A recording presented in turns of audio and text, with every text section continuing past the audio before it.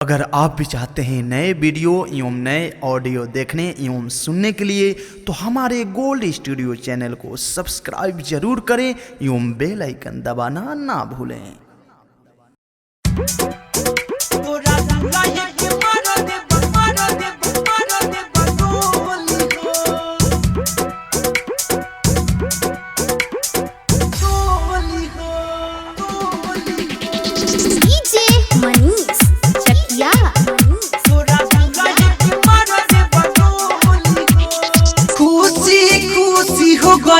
करे जा शादी खातिर राजी हो,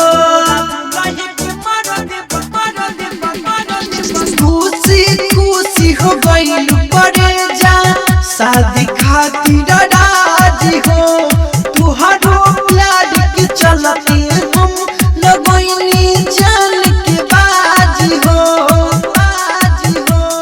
जियते जी मर जाई बहू जान तुहरा के कैसे भुलाई बहू, ले जाई बतू की भगा के करे जा उठे से पहले डोली हो। यदि मारो में केहू तोरा बोली हो, तोरा दुल्हा के मार दे बगोली हो।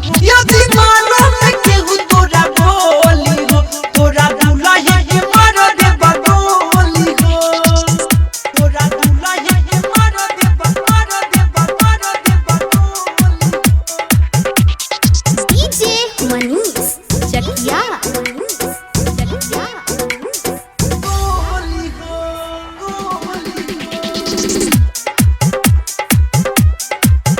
तोरा दुल्हा के मार दे बगोली हो। जब होई तुहार मटकोरी हो, नहीं देखे पाइब गोरी हो।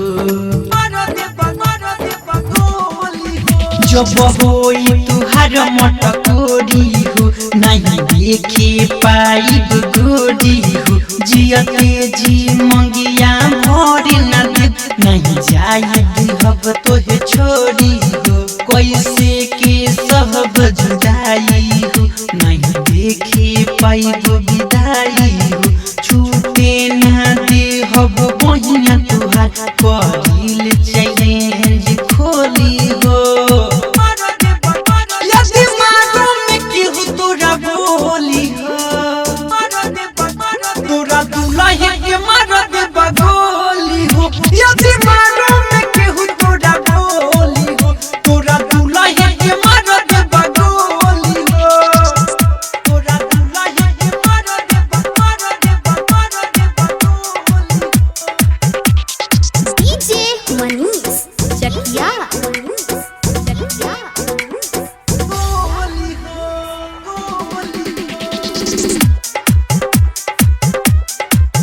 तोरा दुल्हा के मार दे बगोली हो। नहीं दूसरा के बने दी बकनिया हो, गुड्डू का रसी के बनी कहानिया हो। नहीं दूसरा के बने दी बकनिया हो, गुड्डू का रसी के बनी कहानिया हो। राइटर मितलेश बोरज सराजू तू की बनाई आपन धनिया हो। संगही में तू हकिले जाई बहो, भगवान से भी लड़ जाई बहो। ले जाई बतू की भगा के करे जा उठी से पहले डोली हो। यदि मारो में केहू तोरा बोली हो, तोरा दुल्हा के मार दे बगोली हो। यदि मारो में केहू तोरा बोली हो, तोरा दुल्हा के मार दे बगोली हो। खुशी खुशी हो गइल करे जा शादी खातिर राजी हो। तुहारो प्यार के चलते हम